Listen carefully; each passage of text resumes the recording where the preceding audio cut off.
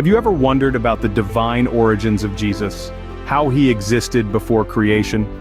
Let's take a moment to dive into this most important topic. The Bible offers compelling evidence that Jesus was more than just a human being. For instance, in the book of John, chapters 1 verses 1 through 4, it's written that Jesus, referred to as the Word, was present before the creation of the world.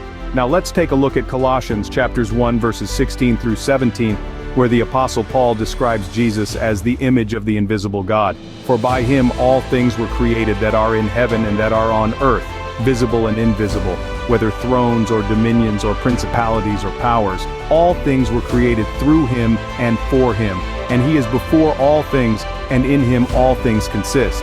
This suggests that Jesus personifies God, and that he was in existence before anything else was created. Moreover, the Old Testament subtly hints at Jesus' divine nature. In Proverbs chapters 8 verses 31, we find this passage that alludes to the pre-existence of Jesus. So it becomes clear that Jesus, according to the Bible, is more than a mere mortal. He existed before creation. But what about Jesus' role in fulfilling the Torah, the Jewish law? Here's where things get truly fascinating. Jesus is not just a figure within the Torah. He is its fulfillment. When we delve into Matthew 5:17, Jesus himself says, "Do not think that I have come to abolish the law or the prophets. I have not come to abolish them, but to fulfill them." Now this doesn't mean he came to complete a checklist of rules. No, it's about embodying the heart of the law, bringing it to its fullest expression. But it's not just about what Jesus said. The Old Testament is sprinkled with prophecies about a coming Messiah, a Savior. Take Isaiah 53 or Psalm 22, for instance. They speak of a suffering servant, one who would bear our iniquities. Jesus fits this description perfectly. Jesus, therefore, isn't just another prophet, he is the fulfillment of the Torah. Yet some people see Jesus merely as a moral teacher. But is he more than that? Let's delve into this topic.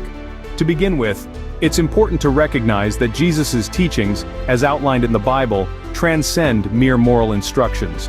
They touch on divine truths that pierce the fabric of our existence. Take for instance the verse John 14:6, where Jesus declares, "I am the way, the truth, and the life." This claim goes beyond proposing ethical guidelines. It is a proclamation of his identity and his unique role in our spiritual journey. Furthermore, Jesus did things that no ordinary moral teacher would do. He welcomed worship from his followers, demonstrating his divinity. He forgave sins, an act that in Jewish tradition, only God could perform. He even claimed oneness with God, further solidifying his divine status. Therefore, Jesus isn't just a moral teacher, he is God in the flesh, a divine entity who walked among us. So why is Jesus God in the flesh? The threads of our conversation weave a clear picture. The Bible portrays Jesus as pre-existing creation, as the embodiment of the Torah's fulfillment, and as a figure transcending the role of a mere moral teacher. This tapestry of divinity is not just a historical account, it's the bedrock of Christian faith. Thus, Jesus isn't just a figure in history. He is, according to Christian belief, God himself, manifested in human form.